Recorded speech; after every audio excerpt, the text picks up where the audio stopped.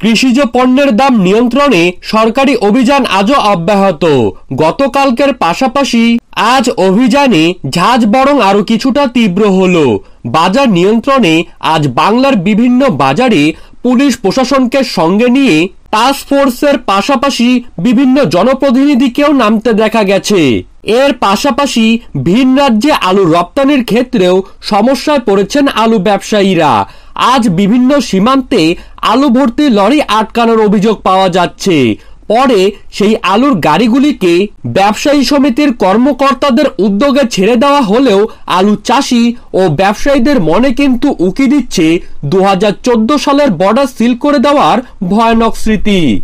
অনেকেই প্রশ্ন তুলছেন, কৃষিজাত পণ্যের দাম কমাতে সরকার যতটা তৎপর, অন্যান্য নিত্য প্রয়োজনীয় জিনিসের দাম কমাতে সরকার কেন তৎপর নেই?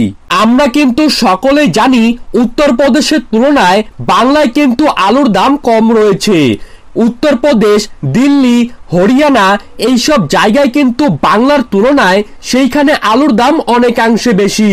গত 2 থেকে 3 বছরে বিভিন্ন প্রাকৃতিক বিপর্যয়ের পাশাপাশি সার এবং বীজের কালোবাজারির জেরে কৃষকদেরকে কিন্তু বহু ক্ষতির মুখে পড়তে হয়েছে।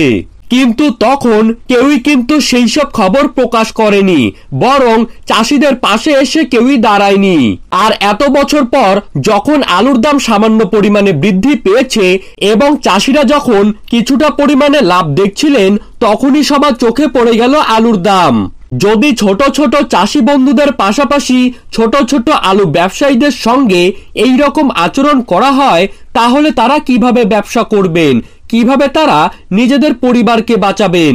মোবাইল রিচার্জের পাশাপাশি গ্যাস, বিদ্যুৎ বিলের দাম, তার সাথেই পেট্রোল, ডিজেল এবং অন্যান্য নিত্য প্রয়োজনীয় সামগ্রীর দাম দিনের পর দিন কিন্তু হুড়মুড়িয়ে আকাশ ছোঁয়া হয়ে যাচ্ছে।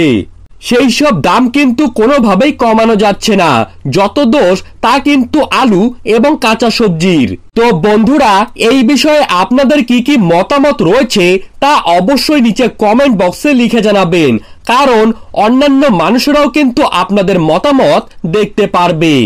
এবং ভিডিওটিকে সবার কাছে শেয়ার করবেন যাতে সকলেই জানতে পারে। আর আলুর বাজার দর সম্পর্কিত খবরের আপডেট আপনারা যদি প্রতিদিন সঠিক সময়ে পেতে চান, তাহলে অবশ্যই আমাদের চ্যানেলটিকে সাবস্ক্রাইব করবেন এবং পাশে থাকা ঘন্টাটিকে বাজিয়ে রাখবেন। ধন্যবাদ।